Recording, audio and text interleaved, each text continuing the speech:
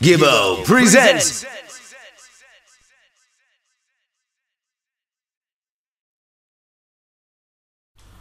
It's Gibbo coming to you from Nottingham, where I'm joined by Masta Simon and Sami T from the Far East Rulers, Mighty Crown.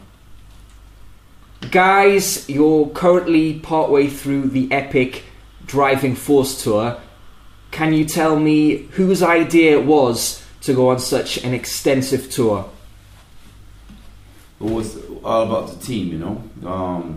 As you know, Mighty Crown is working with a team right now.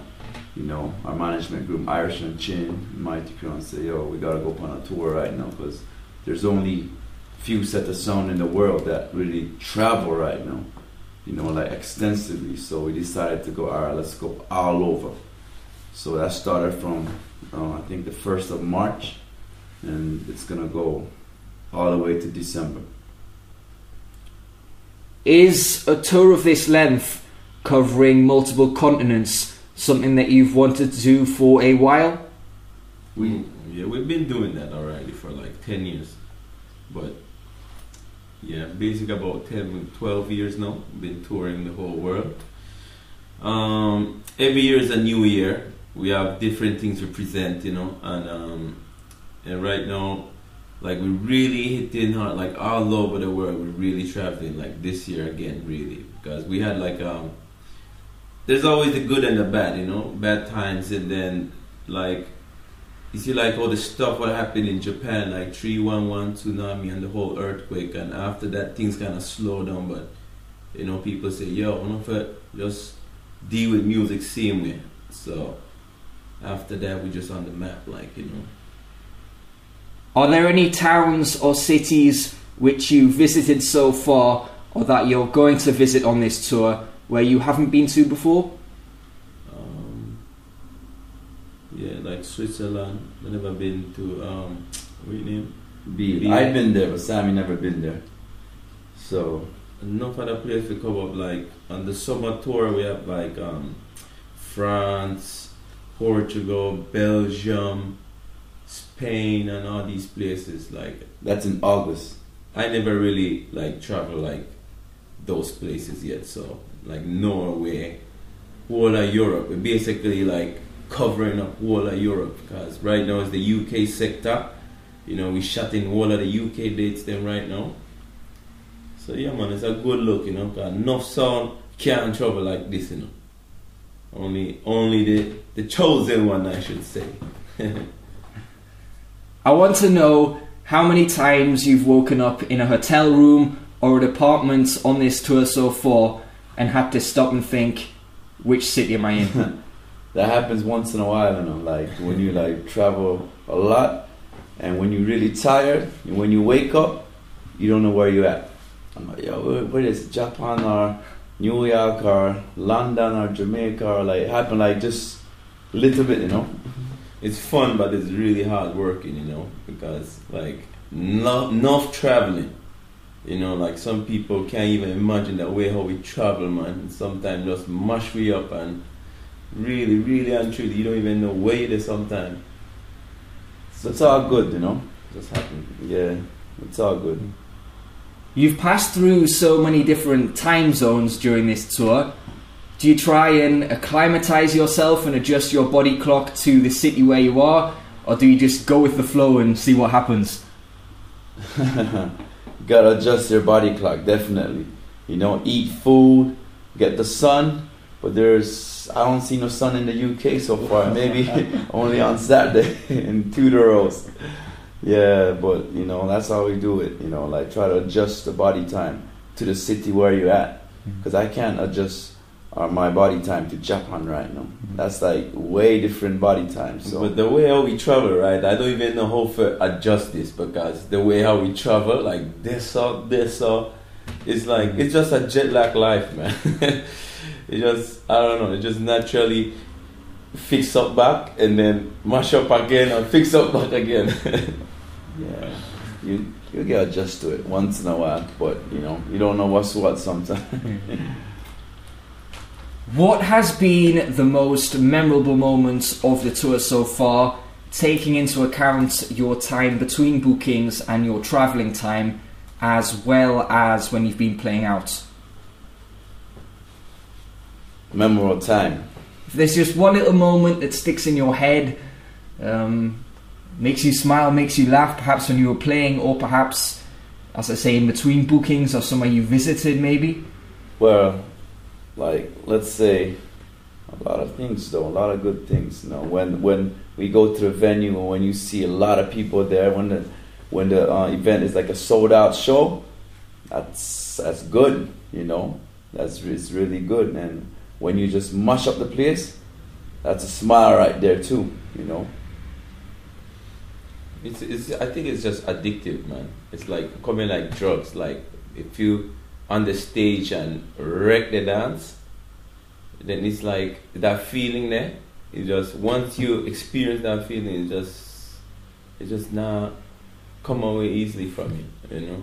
Because you know for much of the place, you know. Nice vibes, crazy vibes, yeah.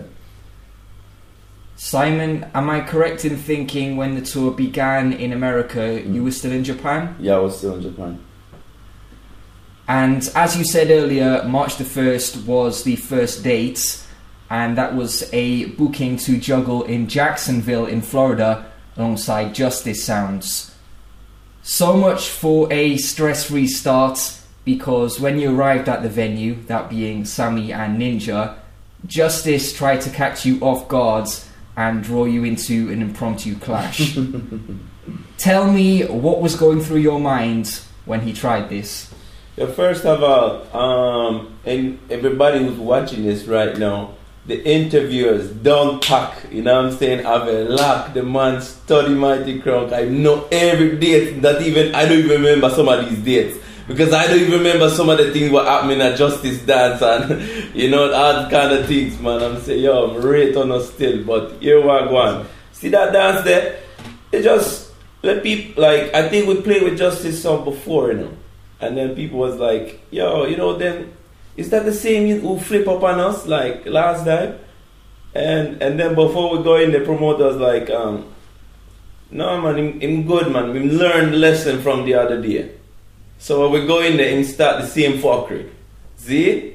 So I say, alright, so you know what, it doesn't even like, so me just make Ninja. I say, yo Ninja, I mean I kill that brother there, you know. I you for kill that brother there. So Ninja just angle it like he's like giving a candy to a baby. Like, yo my youth, you have to listen, like them type of vibes there.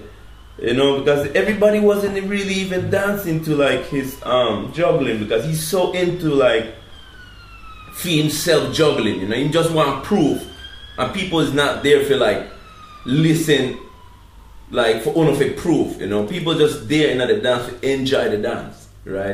There was a couple of girls, and you know, it was a decent amount of people, not full house, you know, decent amount of people, and we were just there. And when we start juggling, people start rock, and the man come in and start, yo, Sophie dead and rare. I'm like, Jesus, there you go. There you go, another brother like this. So me just make him do what him a do. And then by the time him finish him play, we just come back in and say, yo, here we are going, people. Oh no, in that. And the whole people was like, yeah, we don't really give a fuck about what him a do like that. So that's how the dance went, like. But that was just a juggling dance, and the man come in and flip up. It's basically, you know, they just want to prove, because they might play against Mighty Crown and they feel say they can get famous by clashing or, you know, killing Mighty Crown, but which never happened, because there's always time and place for certain things, you know. You have to know where I do, you know, you have to read the crowd. If it's clash, it's clash.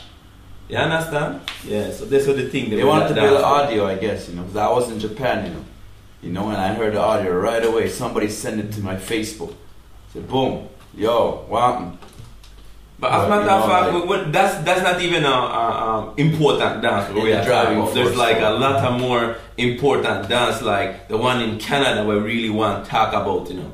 That's like one of the greatest dance I haven't been in a long time. The dance name went Dub Did Nice with 4 sound, Super Fresh and King Turbo, Poison That Mighty Crown, them type of dance that me attack.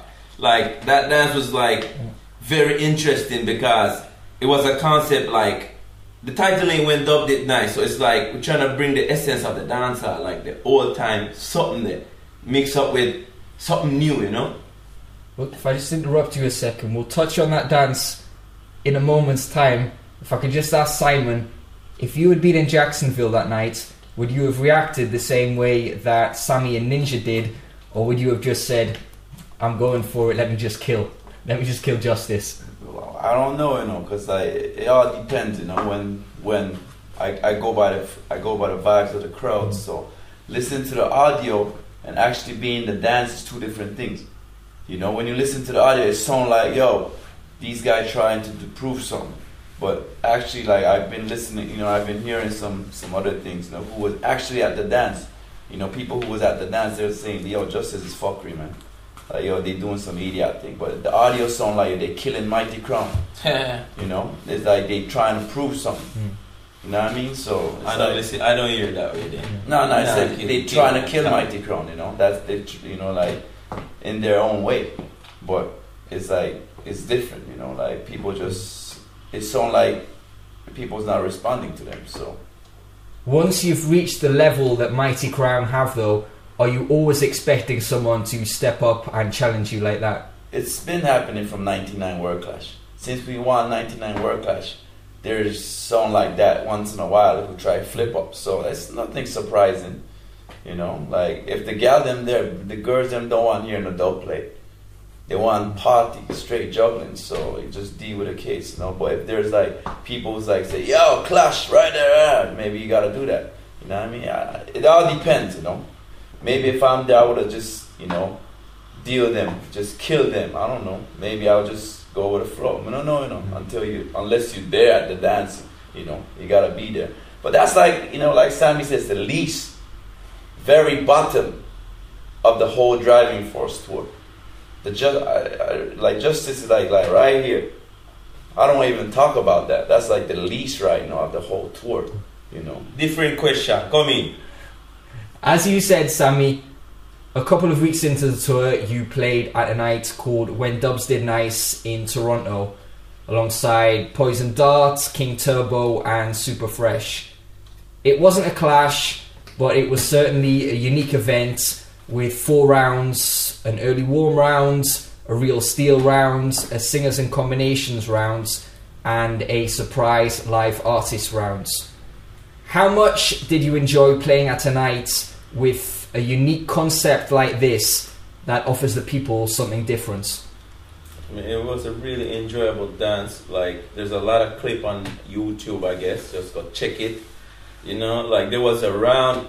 One of the most unique moment was like every song has to bring an artist. You know, like a live artist. And then one of the songs from Canada bring their local song, and then they bust the place. And then I think it was Super Fresh bringing, was it King Turbo? No, I think it was King Turbo bring Freddie McGregor and bust the place. It was sweet. And then Poison Dart bring feed them own artists, Tarantula, do them thing. And then we bring come Johnny Osborne, who hasn't touched down for Canada for about like 20 years, along with the General Brigadier. So it was just massive, man. It was just crazy. You know, like, there's the clip, so just go check the clip on YouTube. Yeah, just log in, When Dub Did Nice, and you should see the rest. Do more promoters need to follow this lead and think outside the box and be more creative when putting on events? So I think so, because we ourselves like promoters too, you know. We keep events in Japan, you know. So we try to do something different always. We keep like the regular dances, but once in a while we try to do creative things. So I think the promoter should think outside the box sometimes, you know, because everybody, when a person does something good, people follow that. It's good, but once in a while people get tired of that, so you gotta do something different too. You know, this whole concept of Dub Is Nice is nice too, you know. Bring back the foundation, the real sound system culture, the dancehall thing. And, you know, but it's good though, you know, once in a while you gotta do different stuff. like the other night in Two Doros, that was something different too. You know, it was nice. You know, like more like a stage show, not a clash, but entertainment, juggling, piece of everything. You know, like so. I guess promoters should think, try to do something else. If that's not working, it's not working. So you gotta do something else. You know, to create the hype and do something different. That's what I think. Earlier this year, many people were shocked when it was announced that your management, Irish and Chin, were also taking on board another top sounds, Brooklyn's own King Addies. Right. What was your reaction to this announcement? I'm guessing you were told about the news before it went public? Right. Well,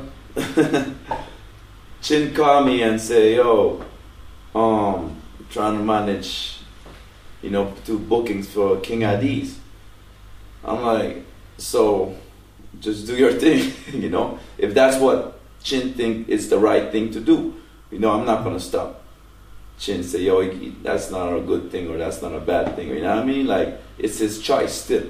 So I don't know, it was surprise still, but you know, I saw it go. You know, there's nothing bad about it, you know.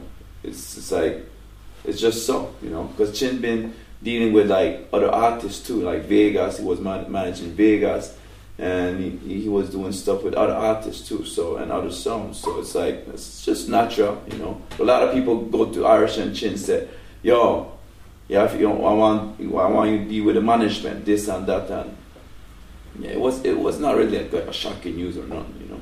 It's Irish and Chin's choice, so you know, we and Chin is like family, so anything he says, all right, we support that, you know what I mean? So I saw it go. It surprised me. I'm like, wow, yeah. At first, me see it on email or something. Say, King Addies are managed by Irish and Chin. I was like, wow, that's interesting. But Chin is a man where he has this vision, you know, and he always looking like better for the business. Always like trying to, you know, make this like the sound system, you know, like culture like out there, you know.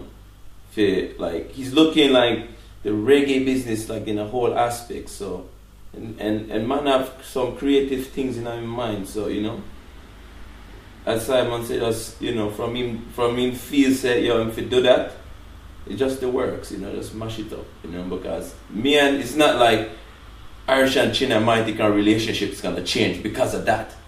You know, it's not like we are kicking and say, yo, we are a fuck with that. Yeah, manage them, I eat that thing that way. No, man. Maybe a normal song would think that way, but we bigger than that, you know. Yeah. Bigger than that.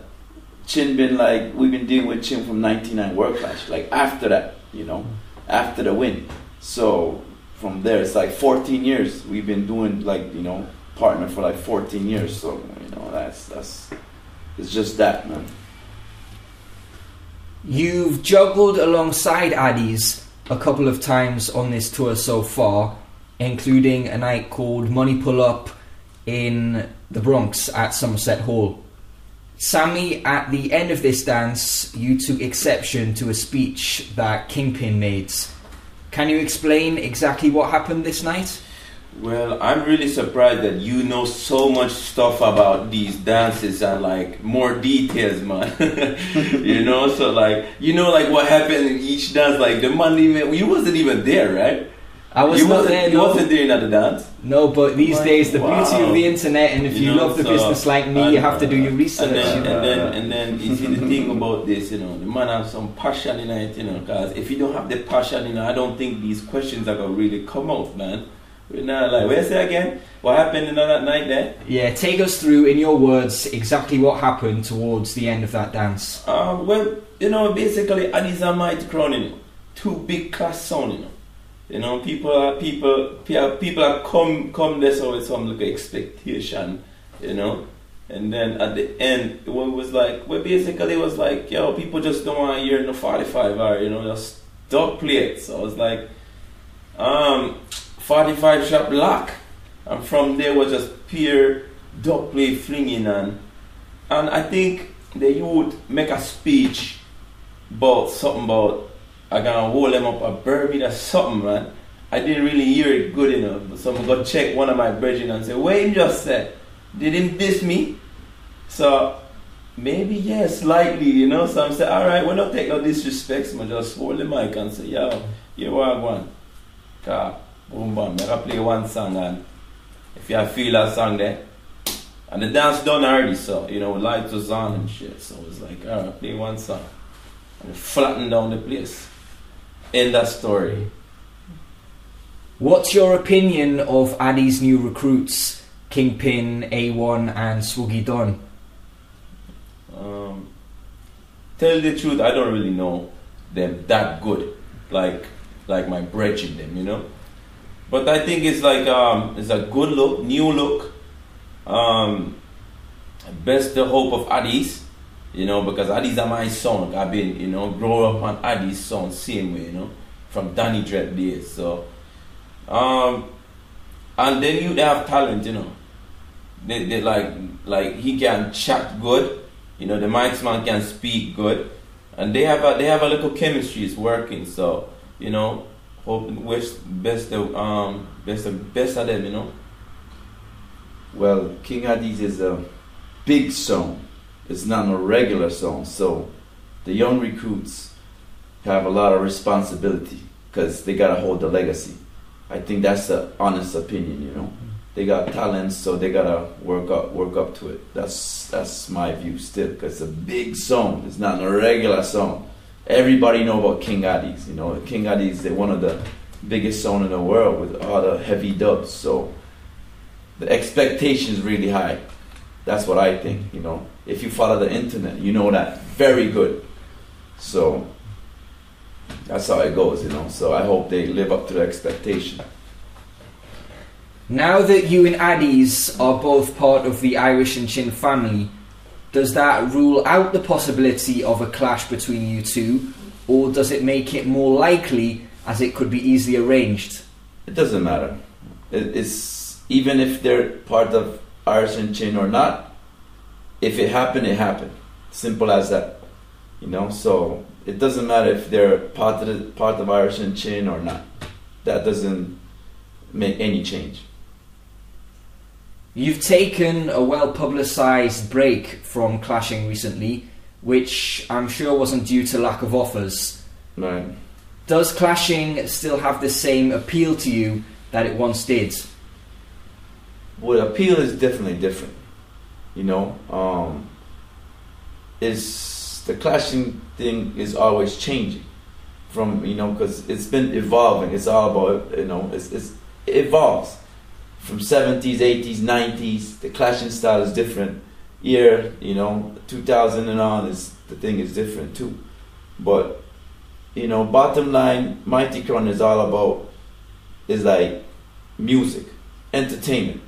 So clashing is one aspect, you know, and we're like a sound system man, you know, we got our own boxes, you know, in Japan, and this whole sound system culture been influencing Mighty Crown from day one, and clash is part of that, you know, juggling is part of that, it's all part of that, but it's all about like preserving, you know, keeping on the tradition of a sound system as a selector, you know what I mean? So we all about that right now, you know.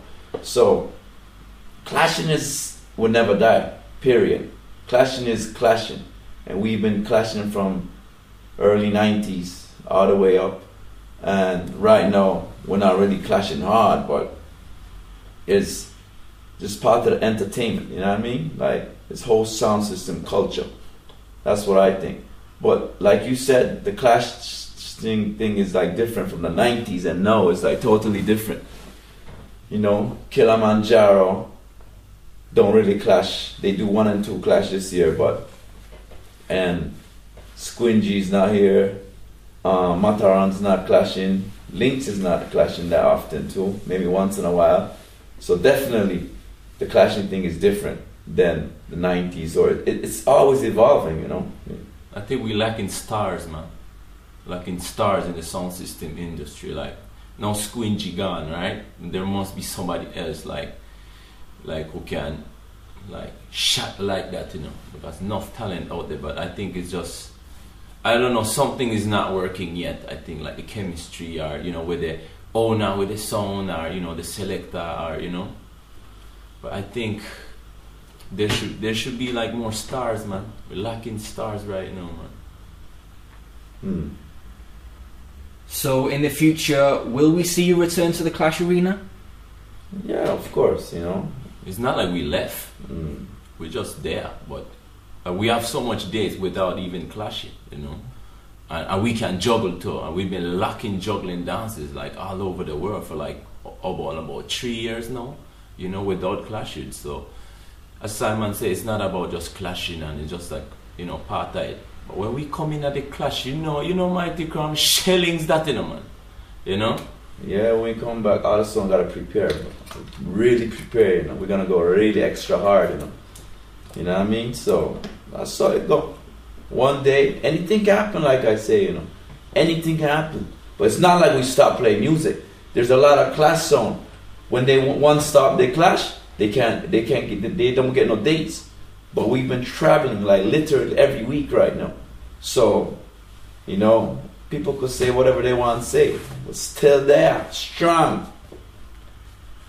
In the last couple of years, 2 other Japanese sounds have further established themselves as forces in the Clash Arena: Yard Beats and Barrier Free. Right.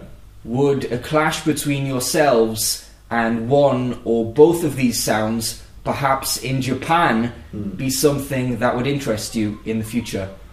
We did have a little clash idea with Yard Beat. That wasn't a Jaro, you know, in part, like, you know, like a tune for tune kind of vibes. You know, it was fun. The man them have talent too, you know. So, you know, but my opinion is this, you know. You see how we go up the ladder, like, you have to go clash enough of that sound to step up where we there right now.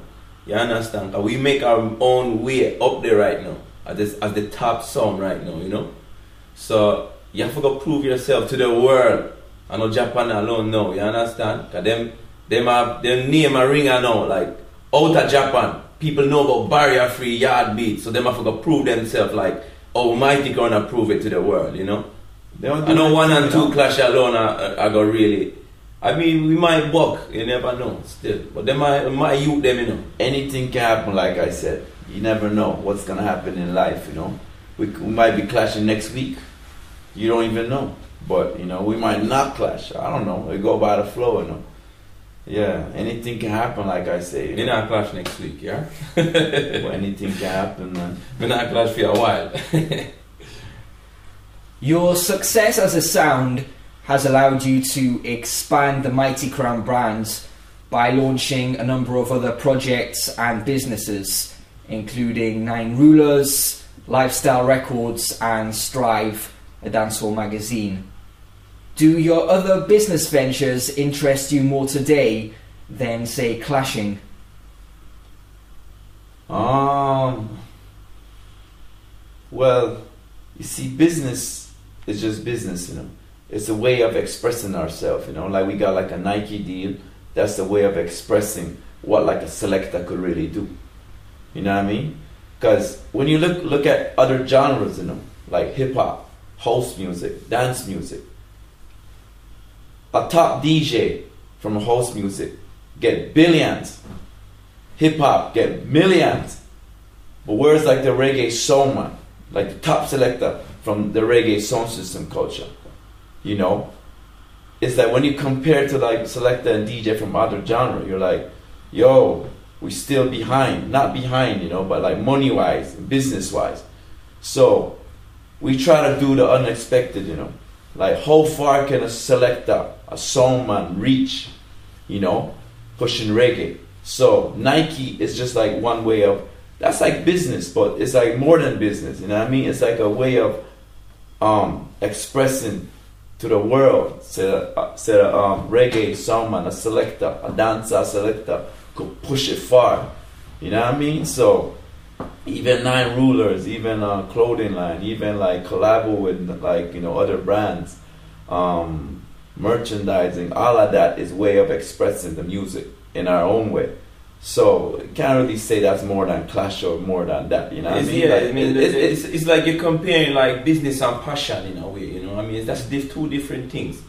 And you can also look at clash as business though. Like if you look upon it as business, then that's a whole different story where you're talking about, you know. So what I was trying to get at is, right. I imagine when you started off as a sound and when you first entered into the business, it was clashing and proving yourself as a sound, which really That's true. give you the passion and drove you to get up every morning and work hard. Yeah.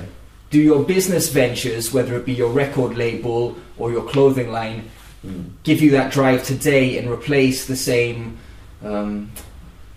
part of your life that clashing once did? Oh. it's not only clashing though. Like you've been in dancing clashing, but like what I'm saying is like playing music in general, like, you know, is always the same passion. Like, because as I told you, like once you know if it bust the crowd, you know, it come in like drug, you know, you want to go there and bust the crowd again. But it's like experience are built up, you know, and then it's like you get more experience and, you know, people hire you, no, so it's different thing. Like before it wasn't like people not hire you feet. Because you climb him up the ladder. And now once you make the name, you know, people, your name are called, you know. Alright, a business not run now. You know? Like back in the days, you know, right? Like in the 90s, there was no staff around us. But right now, we got people in our company who deal with the business side. So we could still deal with the music. You know what I mean? So the passion never really changed. But it's like more people is in the family, you know, in the company. So it's not like we do clothing like every day, you know. We got staff who's dedicated to that, and we give ideas and direction and deal with it.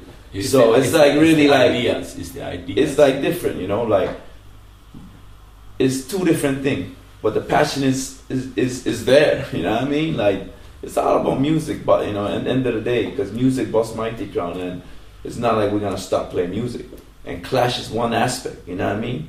And business is just one aspect too. It's a way of expressing Mighty Crown, you know, in different ways. Clash is fun, you know. Making clothes is fun too. Like, you know, is a creativity. It's Production is always fun too. It's like it's just timing and things, you know. Just some things come up in your mind, and there's always time, and you never know what you're gonna be doing next year. You know, you expect you want to do this, but you know, sometimes your mind will say, "Yo, at this, you go with the vibes," you know. Why do you think you are the only sound system who has managed to translate your success in the dancehall to success in the business worlds? Why? Why? We're not. I don't know. We're not like the only successful sound man. But well, you're the only sound who has all these other business ventures as well, who has their own record label, their own clothing line. No other sound has done that. Why has Mighty Crown been able to do that? Cause like we got a good team. Period. That's what I'm gonna say. We got a good team, you know, and we got a vision. Every day, every week, we got a vision. You know, like I said, there's always people think in the box, but we think outside the box. Creativity. When you look at our clash too, even our dub play is different. When we clash like the next song, well, all right, let's say a sound play, Movado or Bone Tequila or Busy Signal, like any tune, right? We always come up with some different counteraction. So we try to think outside the box. That whole thing, it works in the business field too, you know. And we got links. All I'm saying is we are blessed with some good people around, you know. I'm really blessed with that, you know. We have some people who we can rely upon, you know, who not thief the money, you know. It's just a teamwork where we depend, you know, and every people on the team kind of have the same type of vision and say, yo, that's how we are going, you know. So that's one of the reasons why how our business are run, and look how we there right now in England, and our business at Japan are run same way, Because you know, if in New York, if same we way. deal with like the clothing line or even a production or the event or the magazine in Japan alone, you know, we can't be traveling like this. Period. There's no way you could pack Tudor Rose and mush up Tudor Rose the other night. There's no way. So we got a good team, you know. So it's all about the teamwork and dedication and passion and Basically, plus creativity. it's basically like a couple of people like me and Simon and some other people who have like a little inputs them, you know. We'll be like, all right, we have the idea, so we just say, yo, this is what we're gonna do, and we have like a good team fit. Create that, you know. Say, all right, we're gonna do this project. Let's make it happen. Simple as that, man. We are blessed with the whole team, you know. Like good people surround us, so that's how we get I guess the business venture going on, you know. Yeah. In March, you hosted the Dancehall Extra Talent Show on BBC One Extra here in the UK. Is a Mighty Crown radio show something that you would like to do in the future? We have a radio program in Japan. We're doing it every Saturday. It's pre-recorded still, you know. But we've been doing that for 10 years already. From in FM Yokohama 84.7. That's a legal station in Japan. And we are like the only, I guess, reggae, legally, the only reggae, like, you know, we're doing with the reggae program for 10 years in Japan, you know. Some songs, some selected deal with like maybe like 1 year, 2 year. Right now you got the internet, but you know, we're like the only legal reggae dancehall program that's been going on for 10 years. But like I said, it's like we talk in Japanese, so it's like a completely, like a little bit different, you know, than out here, you know. Like when we did like a radio show on BBC One Extra, you gotta talk in English or patois. So it's not new. Like we used to it. We've been doing it, but not out here in English. You know, we never really have a program out here. So one day, yeah, man, it'll be nice. You know, because a lot of people say, why you guys don't have a radio station, radio program? You know, it's just natural that we do like a radio program every week, or, you know what I mean? Like, you know, like David Radigan or Massive B, or, you know, even Robo and Shawnee B, and, you know what I mean? Like, I saw it go. Maybe one day, you know. At the end of April, you returned to Japan after touring the US, Canada and the Caribbean. And not surprisingly, when you went back home, you played at a number of events. One of these, Sound City, an event which you promote, featured the likes of Johnny Osborne, Kilimanjaro, Yard Beats and Poison Darts. Can you explain to me the history and the idea behind Sound City? The history is really young still. It's our third year doing Sound City, and we wanted to create something like a club type festival, you know, that's like multi events going on in the same time. So we rented like 4 venues in one night, and in one venue you'll hear straight juggling, you know, and a pure sound man there, and then the other venue you'll hear like live artists, just artists doing like just performing, and on the other hand, on the other venue you'll see like more like old school, like vinyl thing, you know, like playing strictly vinyl, no CD, no Serato, no nothing, strictly vinyl, doing, you know, the rubber dub live artist thing, back in the days. So the concept is all about enjoying different type of reggae music in one night. That's the whole concept, and it's our third year, and this year is like the first year we did it daytime and nighttime. The Jaro Mighty Crown Yard Beat was nighttime, you know, that started from 10 in the evening till like 5 o'clock.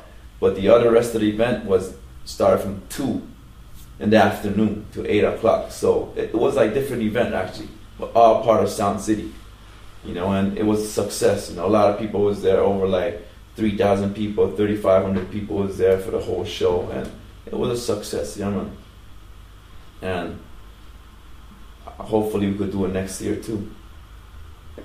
And in September, another event you promote, the Yokohama Reggae Sai, will be returning. What's that? And in September, another event you promote, the Yokohama Reggae you know Sai, everything, man. Yeah, it's the return. It's the return, definitely the return. Last year, you know, pure politics are going on. They might fight me down, you know. I'm saying, yo, rent this place and one bag of something there. But this year, by popular demand, we are back. We've been doing this event. No back thing. We return. We've been doing this event from 1995, and we kept it 17 times, consecutively. But last year, it just couldn't happen, due to a lot of reasons. And this year, we had to come back. So we were looking all over the place, When I say all over, like literally all over the place, Like we've been working really hard for this, every day, meeting, emailing, this and that, and and it's a comeback, definitely return of Yokohama Reggae Sai. I mean, that's the only thing when people are chat about right now in Japan, like yo, when the tickets are come out, like Yeah, it's the biggest thing, straight. It's the biggest thing in Japan. Biggest reggae show. And it got history too, It's the biggest thing, period. See? And they have history from 1995, so it's like the only event actually in Japan, right? That started from scratch, from 95, from like 150 people, no sponsor, no nothing. It was like pure street talk, and we went to the stadium. That's like the only show in Japan. You could look for check the history of the event in Japan. That's the only show in the history of Japan that went from scratch to the stadium without no sponsor. We got 1 or 2 sponsors, but without no backative. We alone and the staff alone just deal with it, and we and the fans them, build that shit, man, straight. Any clues as to who may feature on this year's lineup? Nope. Nah, not yet. Nope. Well, straight Japanese artists, but we can't mention the foreign act, the Jamaican act yet, because nothing is confirmed yet. September 8th.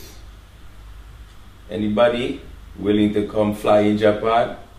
Open that date there, yeah? September 8th. Enough said.